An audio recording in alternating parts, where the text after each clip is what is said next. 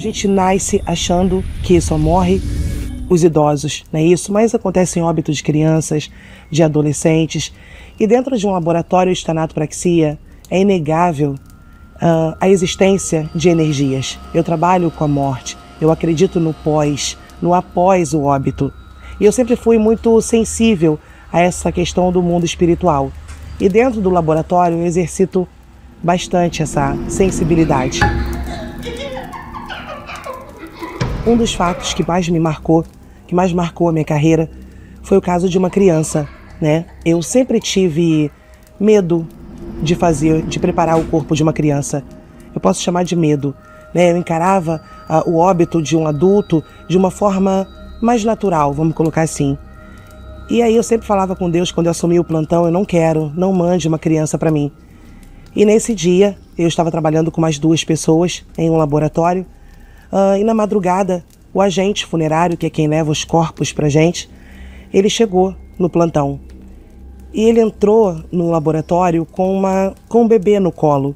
E é claro que os óbitos vêm dentro de urnas, né? Não podem de forma nenhuma vir no colo. E ele entrou com esse bebê no colo e veio andando simplesmente desolado. E na hora que eu olhei para ele, eu falei, vem cá, você tá louco? Você trouxe uma criança fora da urna para mim? Ele falou assim, não, Josi, a dona do boneco, era um boneco, a dona do boneco tá lá dentro do carro.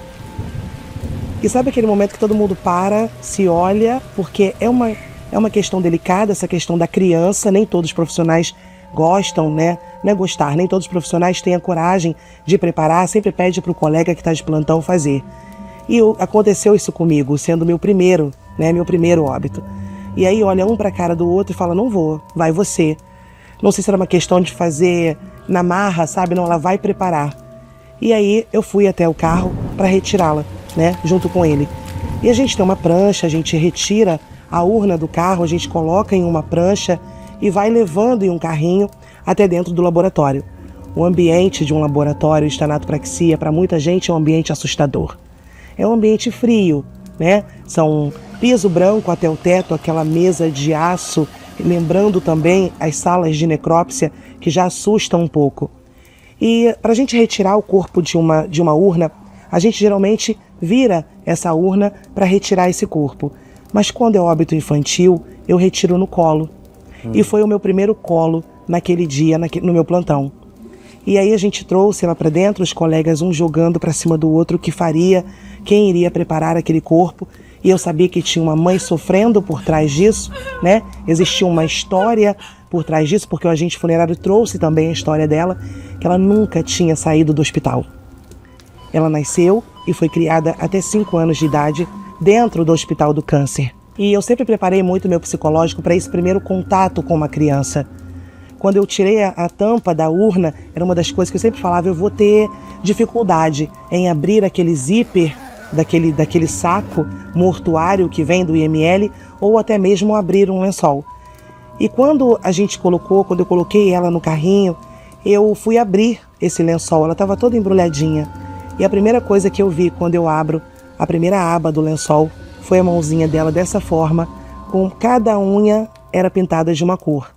As unhas todas coloridas. E aquilo me criou um impacto muito grande, né? É inegável que a gente olha, né, quem é mãe, quem é pai, sente nesse momento.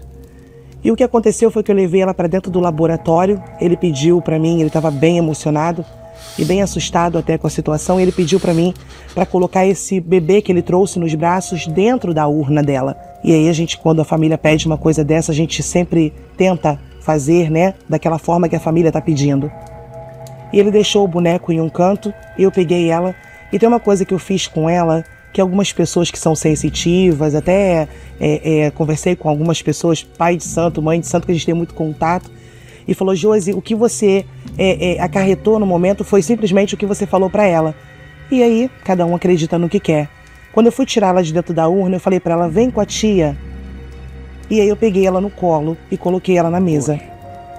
Não tinha como eu virar aquela urna de qualquer jeito, era um anjinho. E aí eu coloquei ela na mesa e fui fazer o procedimento. É meio complicado a gente lidar com criança, fazer aquele procedimento que é um procedimento invasivo.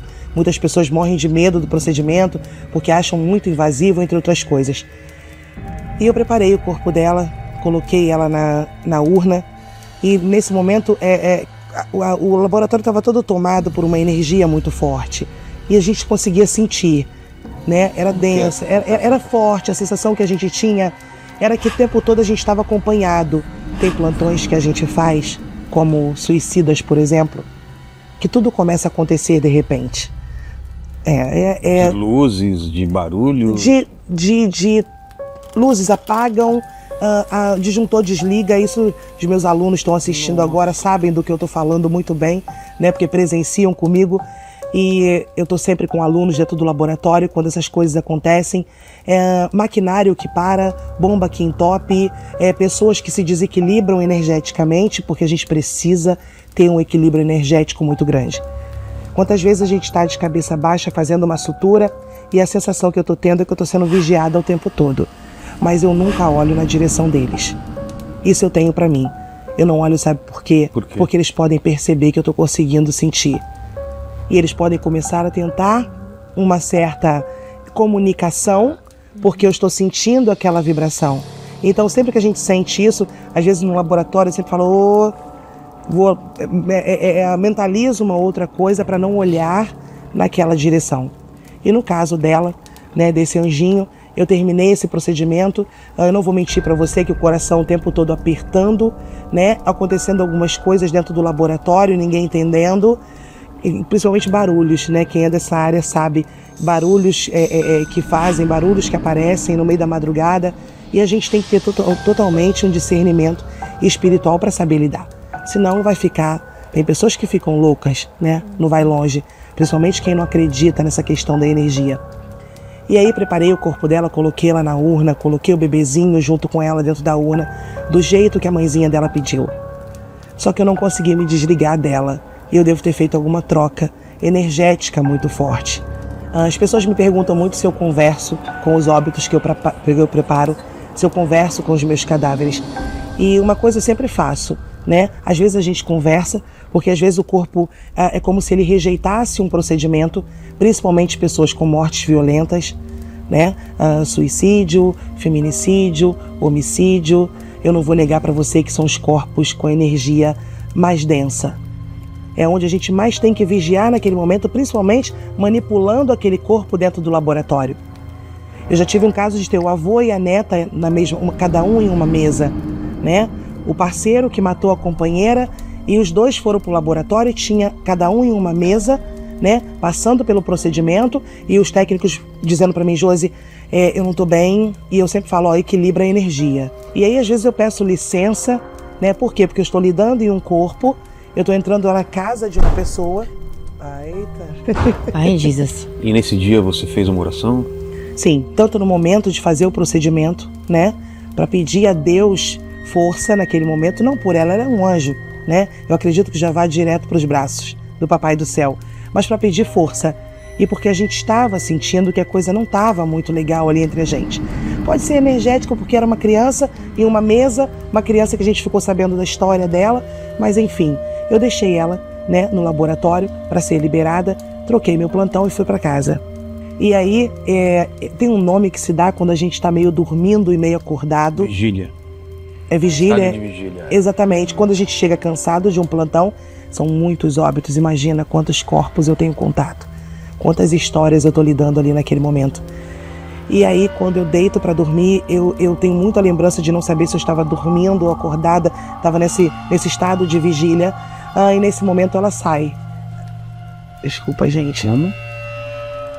Nesse momento ela sai de trás da minha cama, correndo para minha sala.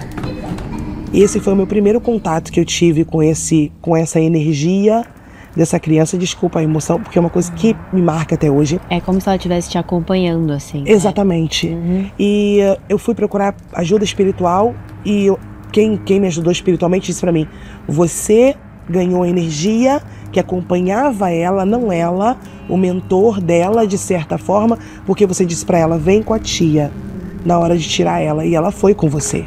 Uhum. E a energia foi com você, porque sentiu aquele carinho no momento mais difícil, que é esse momento do desenlace, onde há todo um amparo, né? Eu acredito nisso, todo um amparo espiritual nesse momento. E ela sai de trás da minha cama e ela corre diretamente para minha sala. Eu não vou mentir para vocês que foi uma coisa assim assustadora para mim no momento, né? Naquele momento de ver, não saber se eu estava sonhando, se eu estava acordada. E o que acontece até hoje, no meu caso, dentro do meu fato, é que ela me acompanha até hoje. E nos momentos mais difíceis da minha vida, eu sonho com essa menina. E sempre que isso acontece, eu sei que vai ficar tudo bem. É como se viesse... sensação boa. Maravilhosa. Por isso que me emociona falar disso, que é uma coisa que faz parte da minha vida, né? São casos que a gente presencia, são coisas que a gente presencia que a gente leva pra gente.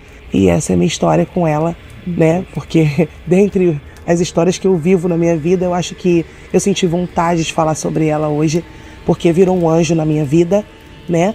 É uma coisa mais para sobrenatural do que para terror em si, porque é uma coisa muito real, de verdade. Que muitos dos casos dos corpos que você pega, eles acompanham dependendo da energia de cada um. Você, dependendo, claro, da sua sensibilidade, mediunidade, enfim. Essa foi a única... Inclusive, eu recebi uma psicografia, né? Há pouco tempo eu recebi uma psicografia de uma moça que me procurou. Ela me procura no WhatsApp e ela falou pra mim, olha, eu trabalho estofando sofá. Sim. Mas a minha companheira me apresentou um programa, uma entrevista que você deu, e eu assisti e eu tive uma visão e eu preciso falar com você. E ela fala pra mim claramente, você me diz se eu tô ficando louca, não tem problema, se não coincidir em nada, você me diz. Ela falou, não tem problema nenhum. Eu falei, não, tudo bem. Ela mandou um áudio de 7 minutos pra mim. Eu tenho esse áudio até hoje. E aí, nesse áudio, ela fala pra mim assim, olha, eu fui dormir, eu fiz uma... Ela fala o nome de uma espécie de uma conexão, né, que os espíritas fazem no momento do sono. E ela falou pra mim assim, e apareceu um rapaz pra mim. E o tempo inteiro ela dizia, eu quero que você ouça, eu quero que você me diga que eu estou mentindo, se eu estou mentindo, porque eu não sei o que está acontecendo. E ela disse que apareceu um rapaz pra ela de mais ou menos 20 anos de idade, magro, muito magro. E aí ela falou pra mim, Josi, ele pediu pra me falar uma coisa pra você. E eu ouvindo, ela disse assim, ele me mostrou uma parte do corpo dele. E isso me assustou. Ele me mostrou uma parte íntima do corpo dele. E falou que você saberia do que ele estava falando. E aí ele mostrou o ânus pra ela. E ela disse que estava horrível, num estado deplorável. E ele falou pra ela, fala pra ela que sou eu.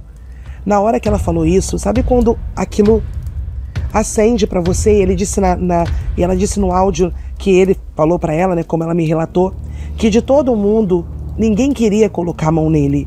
E que eu quis colocar a mão nele. Eu quis preparar o corpo dele naquele momento. E que ele sentiu o tamanho da caridade, é por isso que eu falo, né? A caridade não é pegar alguma coisa e dar. Às vezes é um ato que você tem de caridade naquele momento com o corpo, com uma pessoa que acabou de fazer a passagem, e pode sim a energia estar ali do lado, por isso que o respeito é primordial, porque eles podem virar espíritos que vão te obsediar uma vida inteira. E aí ele fala pra ela, mostra pra ela essa parte do corpo dele e fala pra ela, diz pra ela que eu fui estuprado em um presídio. E na hora veio tudo, tanto que eu passei, né, pro Flávio lá, que trabalha comigo, ele falou, eu sei do que ela tá falando. Eu falei, eu também sei. E ele disse pra ela, avise pra ela que não vai ser só eu, virão outros agradecer. Estão recebendo permissão de vir em forma de agradecimento. Então não tinha como eu dizer para você que isso não existe, essa moça não me conhecia.